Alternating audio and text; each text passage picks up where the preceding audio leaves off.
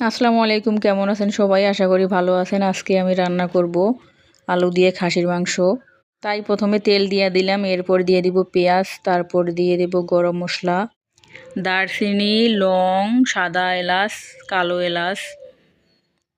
এরপর দিয়ে দিব জিরা বাটা, আদা বাটা, লবণ, মরিচ গুঁড়া, হলুদ গুঁড়া, গরম মশলা গুঁড়া ও কয়েকটা কাঁচামরিচ দিয়ে মশলাগুলো কষিয়ে নেব। এরপর দিয়ে দিব ধুয়ে রাখা মাংসগুলা। খাসির মাংস একটু বেশি করে কষিয়ে নিতে হয়, না হলে গন্ধ আসে। তাই পানি না শুকা পর্যন্ত কষিয়ে নেব। এরপর সিদ্ধর জন্য পানি দিয়ে দেব।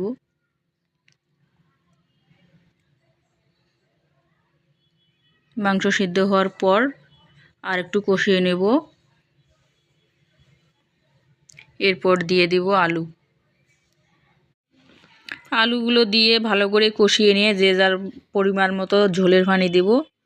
এরপর হয়ে গেল খাসির মাংস রান্না।